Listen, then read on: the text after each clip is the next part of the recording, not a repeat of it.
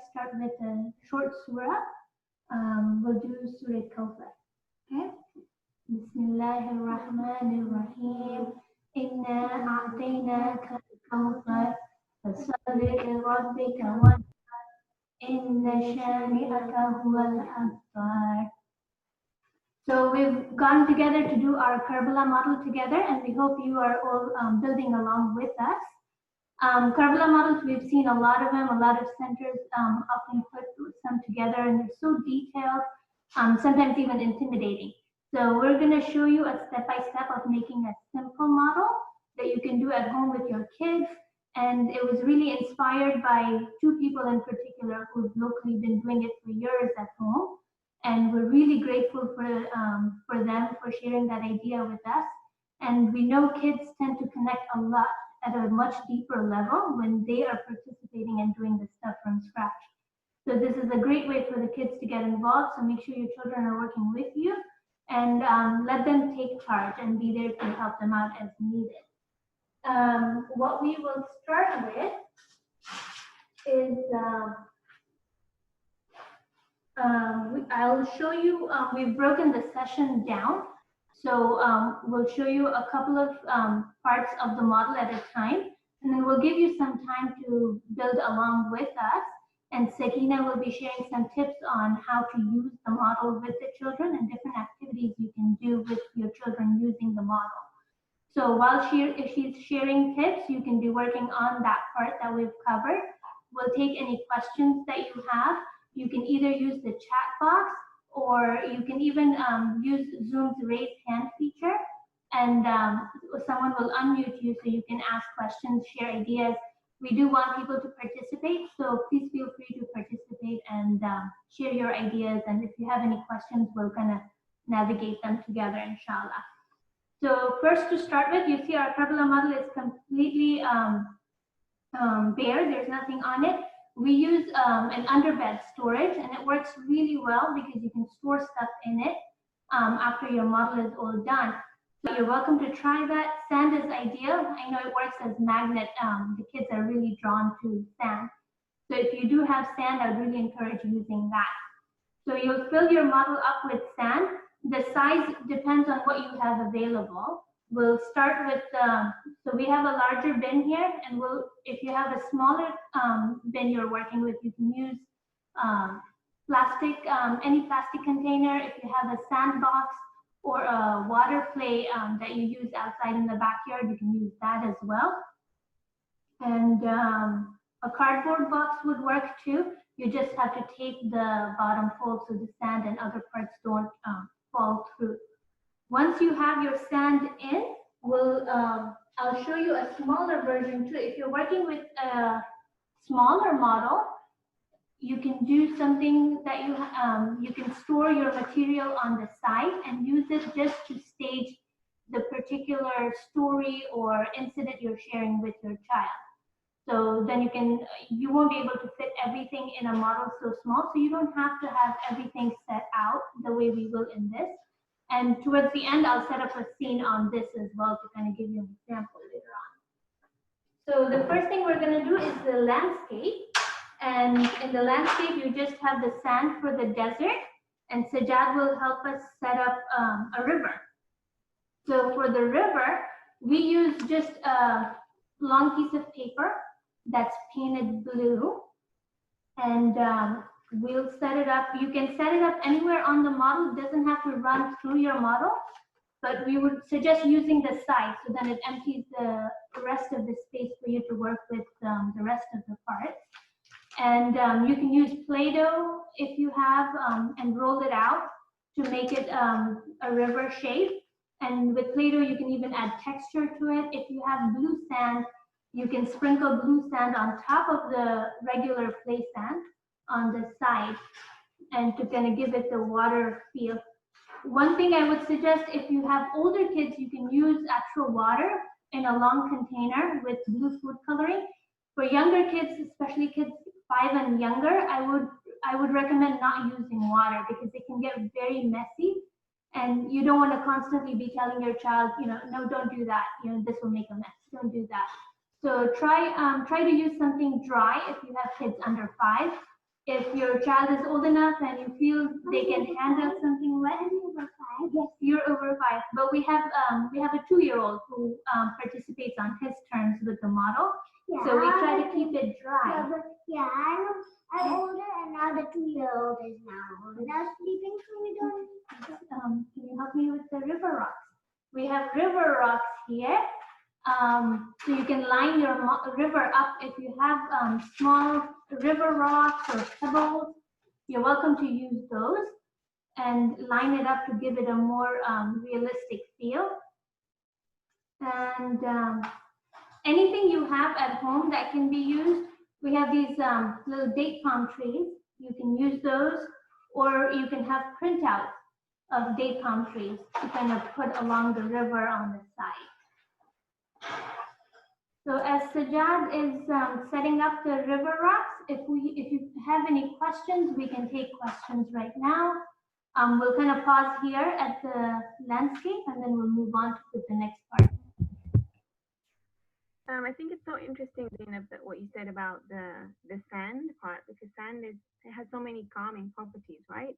Like when a child is playing with sand and mud and water, it just brings so much calmness to them, right? So it's amazing that this whole thing is, we're working with sand. And then the other thing that you were saying about rolling too, like kids always love to use, the rotli and the roller that the olden style thing that we all used to make rotlis with.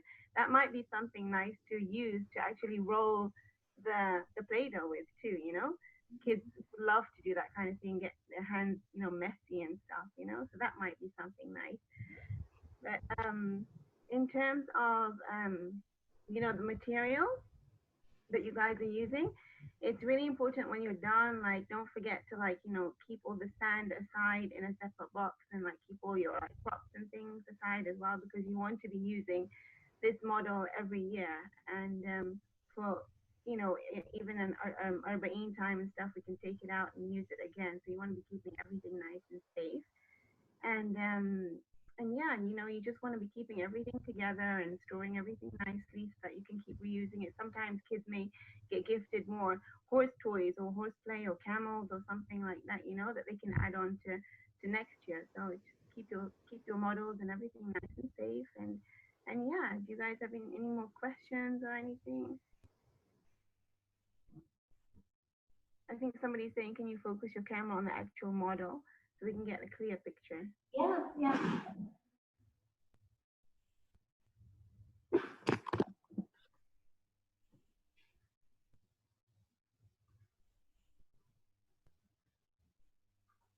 Yeah, I think that's better.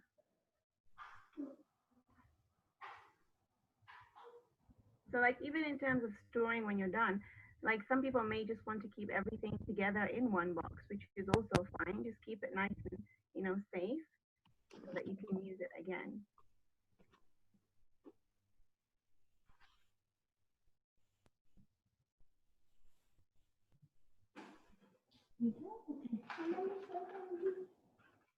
Then you can use these too. I love what you're doing there, Sajjad Ali. So nice. I love how you're placing everything so neatly on there. See, the fun thing about doing this is that it's like a hands-on project. You can use so many different ages, and everybody can get involved together, and you'll never get bored of something like this. Yeah. And each child kind of understands it at their level. So, like I was saying earlier, we have a 2-year-old. He's drawn to the model. He doesn't understand much of the stories that we share, but you see him picking up things at his level. Imam Hussein, water. The imagery, yeah, the imagery is so important. This whatever they're picking up on is just the water, the trees, the horses, the rocks. It's all going into their mind, right? Yeah. And like you said, a lot of this stuff is reusable from one year to another. You can even change the landscape after the 12 days of Muharram to do a supper model, of the heroes of Sham. You kind of change it up and have a castle, a prison. And I think oftentimes we tend to forget, especially with kids, that the 12 days of Muharram seem like they're the end of the tragedy, but for a lot of the surviving members of the Ahlul-bayt, it was only the beginning, and they had huge trials and tribulations that followed. So you can even use some of the same material to do a sham model in the month of Safar. And that also, it changes things up too, right? So, it's creating different scenes. So like they're taking these like things away and putting new things into the model, which is nice for them.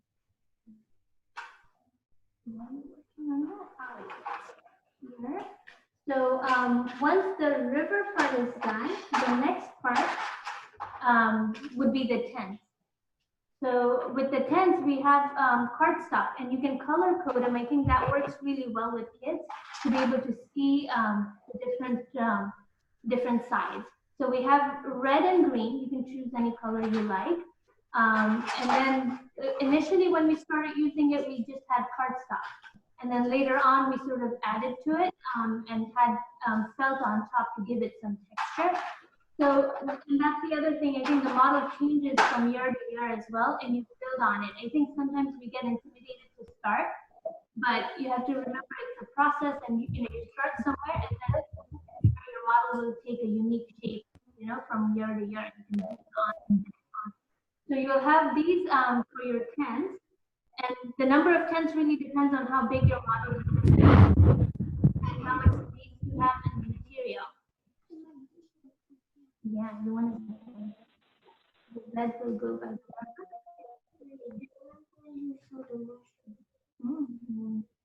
I'll let you know as soon as we're ready. And the next part, while you guys are working on tents, is the animals. You use figurines that you have for horses or camels. It's not going to be in proportion, and I think that's when kids need their imagination, because I know Sajada, you pointed out to us, our camels were smaller than the people and the horses. So that's where imagination comes in very handy. So thank God 7-year-olds have a good imagination.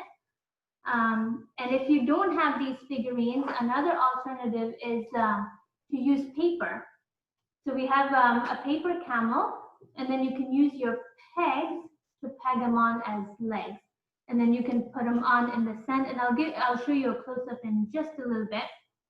Or if you have pictures of horsemen, you can use pegs to pin them down, or if you have bases from board games or tiny pegs. I know Dollar Store had some with kind of lost hours. So, but these, if they're printed on cardstock, they'll even stand on their own without pegs. And I can show a close up, and then once our model is set up, we'll kind of show you a close up on the model as well. We need to take the trigger.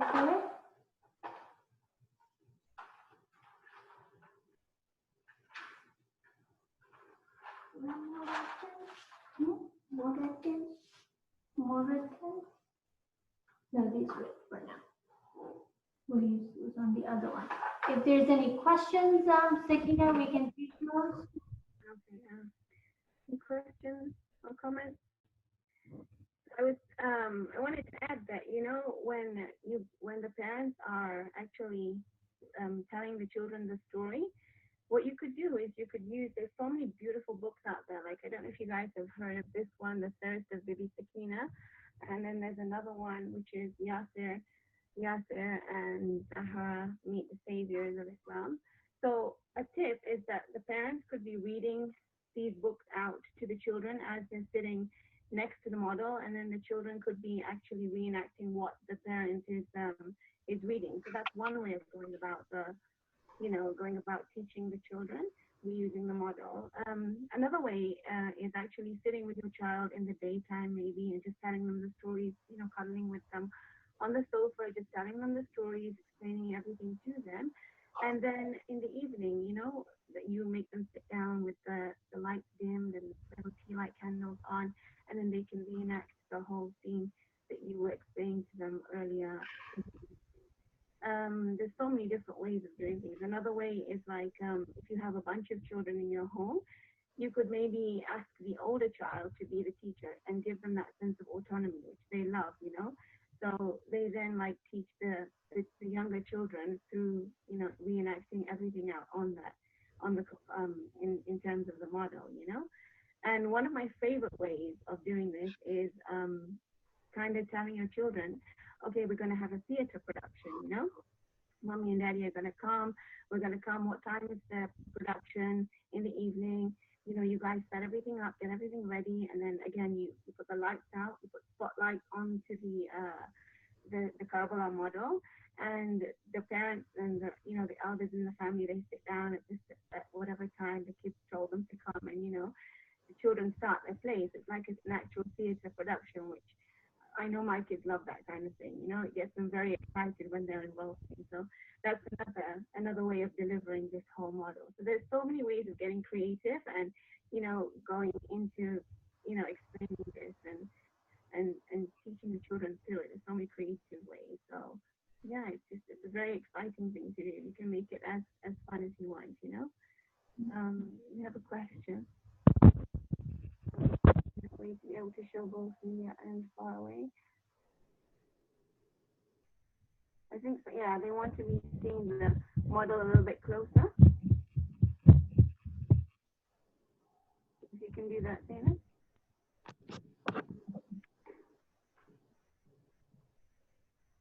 So that's the river, and we have the tents set up, the red tent, that's for my Saad's army. And we have the animals set up. And then over on the opposite side, so we leave space in the middle, and then over on the other side, we have the green tent and the horses. We'll add the people.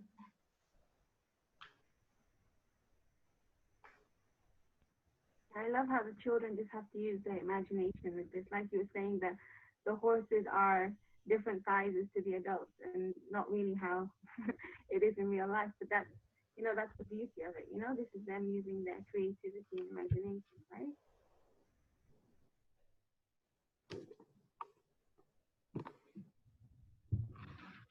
And I think one thing that was really amazing for us is this year we had a lot of the stuff was reused from previous years. So when we took it out, because we'd done it for a couple of years, the job was able to put it together pretty much independently. I just had to help get the stand out because it was heavy. But other than that, I think once they get a hang of it, they like to set it up and they take a lot of pride in it. They do. And it's very satisfying to see how they get really into using different means of teaching them. You know, it's not all through worksheets now. It's like there's so many hands-on ways of teaching, you know, your children about the concept of Karbala.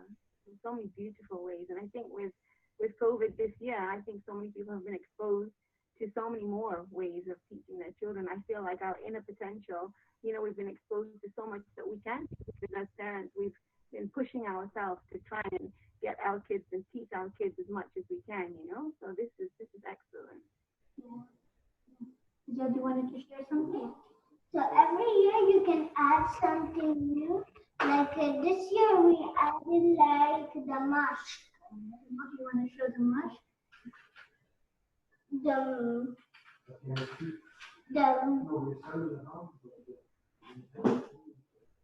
mush. Oh wow. The mush and the spear. Oh, you added that this year. It's beautiful. So the next thing we'll do is people, and we'll show you a few different options you can do based on whatever material you do have at home. We've been using peg dolls, and these are really good in a sense that they come in different sizes. So to show that, that's one of the key things we try to focus on, that, you know, the Imam came with his family. And on the other side, we had grown men who had, you know, experience of battles, and they had come to fight with the intention of fighting. The Imam was not there with the intention of fighting. And, you know, he had women and children with him. So what we do for ladies with these peg dolls is we paint them black, and the men and children are in green. And we have gold for the face, similar to the glowing faces that you kind of see in books. And then for Umar Assad's men, they're in red. So they're color coded, and that kind of really helps distinguish because some of these ideas are really abstract. So you're really trying to show them in a physical form. And the child understands they weren't all wearing red and green, but it's just a physical way of showing the distinction at that time. So we have men, women, and children. If you don't have these peg dolls, another alternative is these soldier figurines from the Dollar Tree. So we basically use small mini rubber bands. And if I can get one of these out, I can show you. And you wrap them up in cloth, and you can use any color cloth. So it's a soldier figure, and you wrap it up. And if you manage to do it right and have better fine motor skills than me, you might be able to make it look like a belt and turban with the way you do the rubber bands. So then that will be that. These can also be color coded. Yeah, some of them look better than others. Yeah, but why do we use stuff like this? They don't look anything like a human. They don't look like, that's where imagination comes in very Yeah, so why handy. can't we just use the inside part? We can do that too. If you want, we can do that as well. So you can have the men, I like to dress them in cloaks. The judge says it's fine to not have them like that, but this helps to color code, like we were saying earlier. If you have the, with the peg dolls, you're gonna have the red and green. You can do that with the soldier figurines as well, and have them wrapped. Another alternative is to, like we did with the horses, you can just use paper cutouts of men and put those in. Or you can also use Lego men. Or you can use Lego men. Yes, absolutely. You can use Lego men as well if you have that, and wrap them up in cloaks and do the same thing. Or you cannot. Or you cannot. Depends on if you have a Lego man that's an astronaut, that'll be tough to put in the Karbala model, right? Or if you have a Lego man, like the ones we have, like their construction workers. Construction workers. Like they have the uniforms, yes, the walkie-talkie. Yes. So then those you can wrap them up. So one distinction we kind of talked about, showing that in the Imam's side, he came with his family, so there were young children with him and women. Another distinction to make is, you try to number them accordingly, like make it obvious that the Yazid's army far outnumbered the Imams.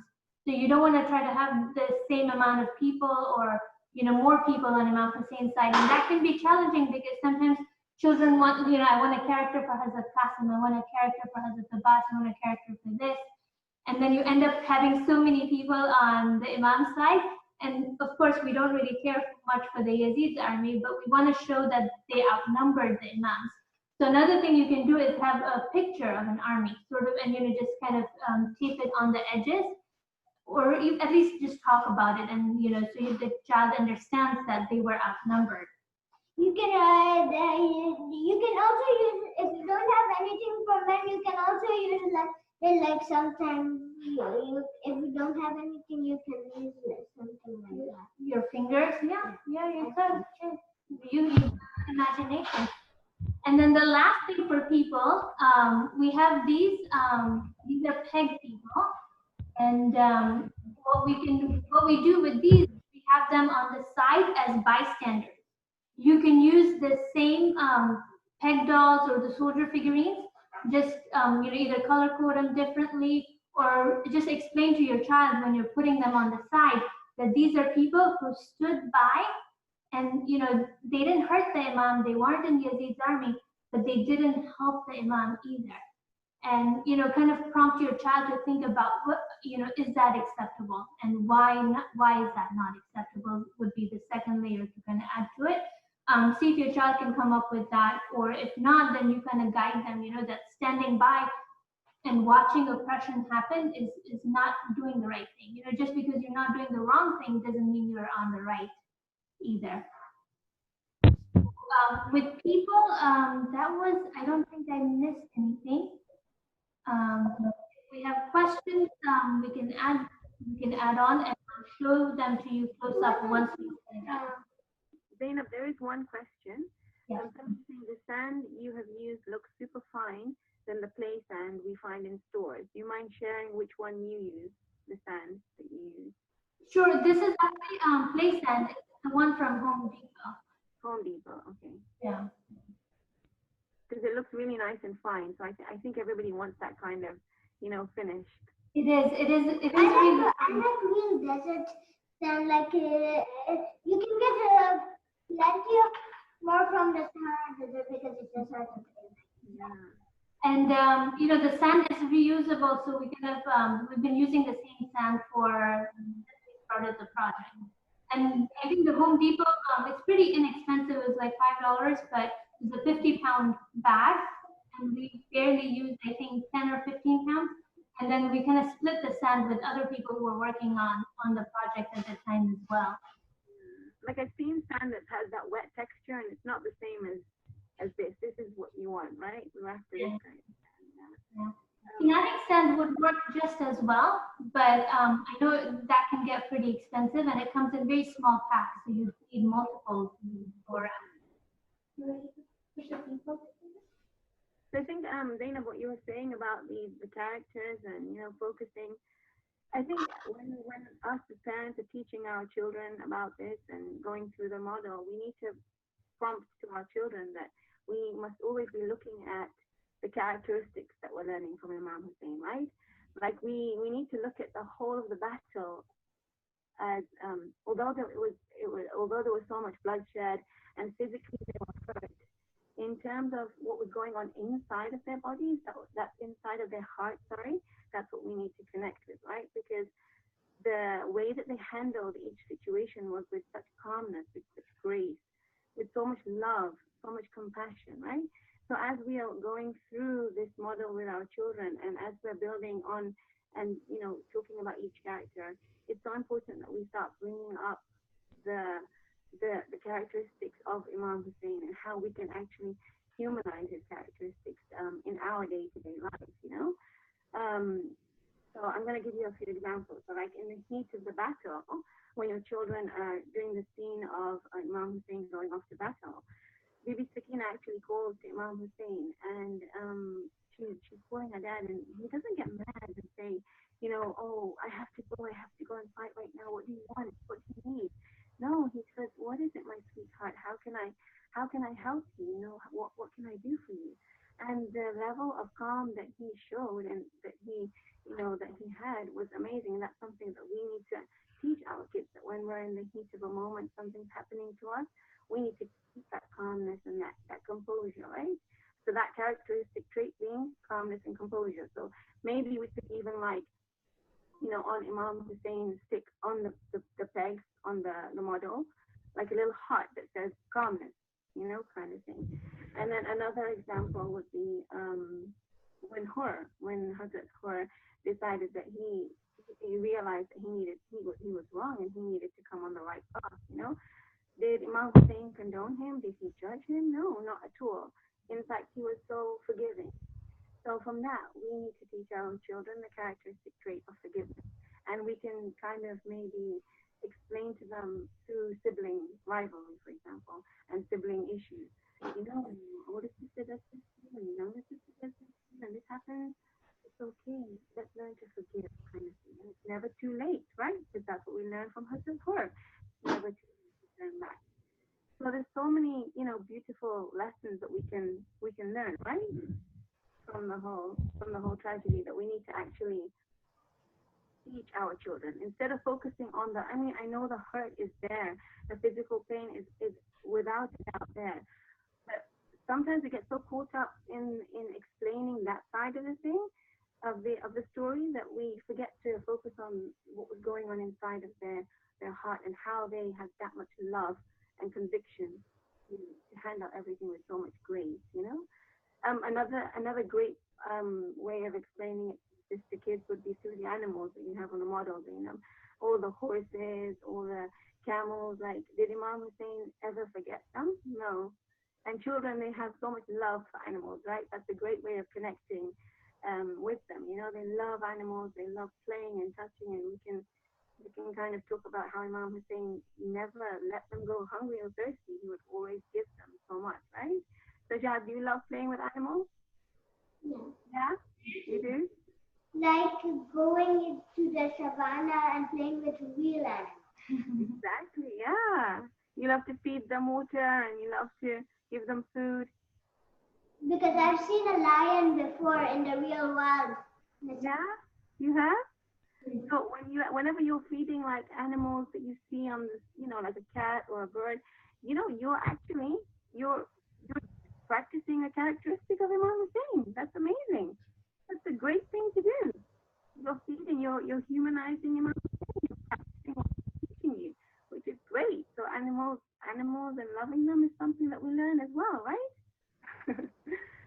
And then another one, Zainab, that I absolutely love is when Bibi Zainab said, Mara Isa illa Jamila, right? There's so much beauty in every single thing that we see. So that's an amazing lesson to be teaching our children, that there's so much beauty in everything, that whatever we face, whatever life throws at us, life throws us lemons, make lemonade from it, right? We can all do that. So that's another lesson that we can teach our children from there. Does anybody have any questions or?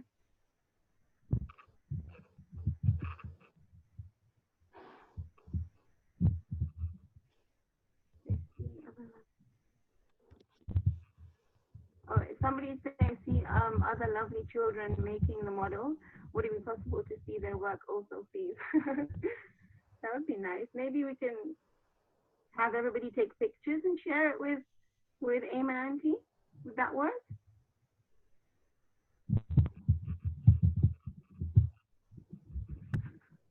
That would be wonderful. Yeah. Yeah. It's not all right. What do you say, Sajal? When you start something, you say? When you start anything, we say Bismillah, right? Yeah?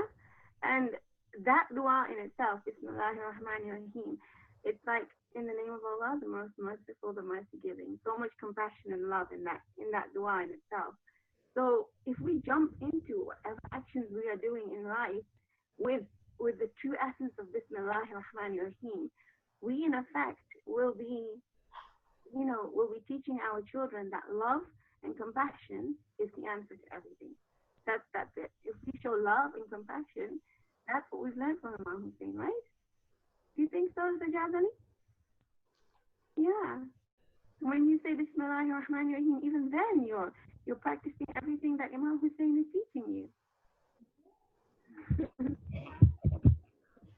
That's a new part. So, Sakina, you were talking about using the character traits of those people to bring out the lessons that we can learn from them. This is something we haven't done with ours, but somebody just pointed out to me recently, if you have like a heart, or if you have a boy and he's not too much into hearts, you can use like a star or a speech bubble, or a pearl. We use the pearls of Karbala book. So whatever characteristic they see, so for example, if they see Hazrat Abbas, and the Hazrat Abbas story brings out the trait of obedience to the Imam to them. So they would actually label the person and have a star or a heart on them that says obedience. Yeah. So this way they are interacting with the characters on a obedience, kindness. They tend to be very abstract ideas even for adults. So for children to kind of bring those into a physical form that they can relate. Now, every time they interact with that figurine that represents Hazrat Abbas or Hazrat Hassan or Bibi Sakina, they remember the lessons of that character trait that they can apply. And it would be different, like a 10-year-old child might, get a certain character trait that's more appealing to them from a certain character, and a 5-year-old might, find something completely different. And like Way to make it very personal for the child. Like even if they connect with one characteristic trait and work on that within themselves, that's an achievement in itself, right? I mean, just that one characteristic trait of like loyalty or honesty or the calmness, and just keep working on that within themselves, with their siblings, with their parents. I think that's a huge accomplishment in itself. So it's really important, I feel like, when the parents are explaining the story, to keep honing in on the qualities of Imam Hussein and what we learn from the tragedy of Karbala, from what was going on inside his heart, right? Yeah. And then the last thing we can add to the Karbala model, the flag. Sajjad wanted to use the red flag because we see in Karbala the red flag of Imam Hussein. So, you can write it in Arabic or English, Ya Hussein, and we sort of were at a loss of what to put on the other one, so we just said Yazid, and we're gonna put that on that side. And then if you have, I think Sajjad, you had the spear earlier on, right? Yeah, I put it with this guy. You put it with that guy, that works. So if you have, this last part is completely like parental discretion. If you want to put toy swords or spears, we do try not to focus a whole lot on the gruesome details of the day because they can be very sensitive, especially for children. And like Sakina said, there is so much else to focus on with lessons we can learn from the tragedy of Karbala. Like it was a battle, and that's not something that you don't want to minimize.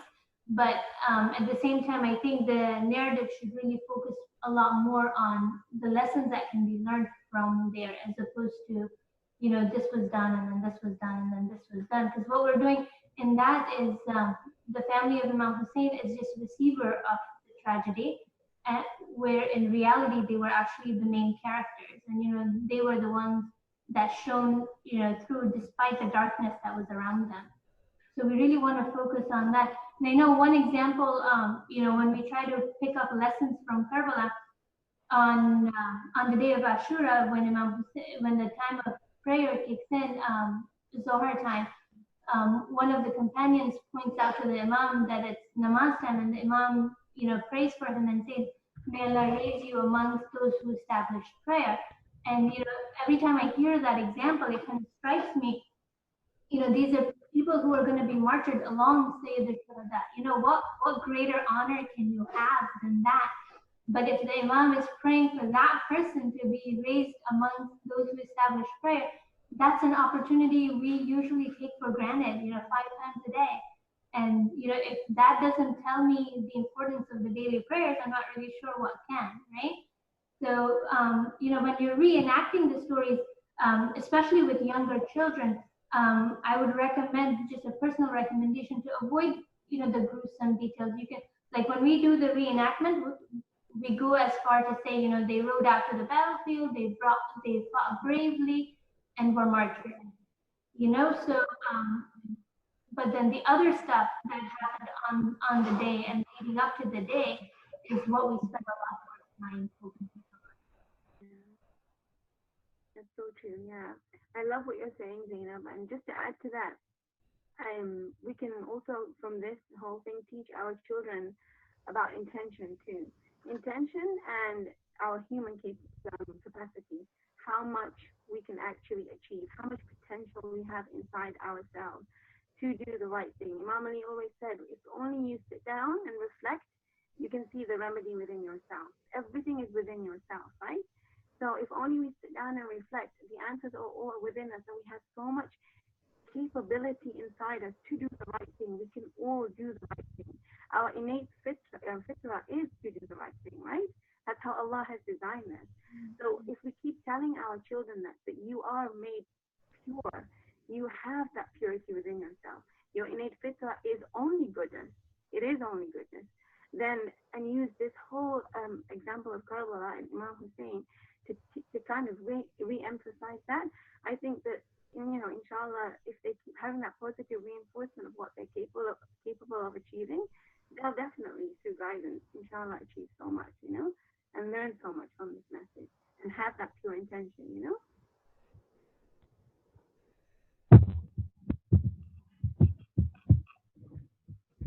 Does anybody have any more questions or comments or anything?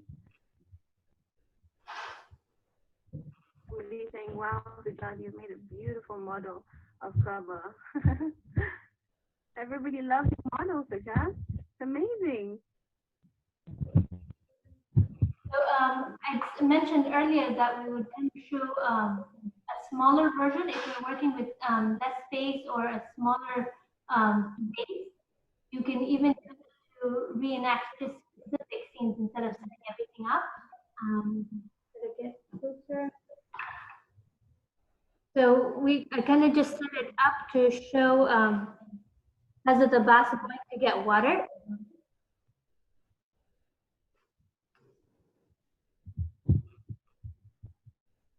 I think kids sometimes love miniature things. Yeah, so I think making mini models kind of work sometimes too. Yeah.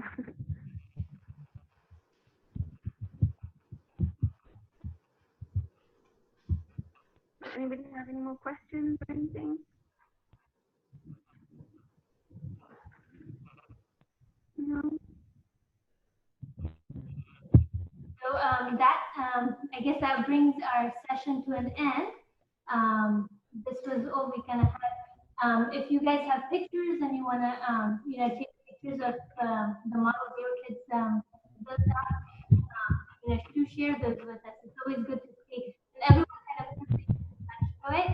So sometimes you see something someone else came up with and you can adopt it to your model. And it's a great learning experience for us as well. So please share your ideas and what you came up with, inshallah.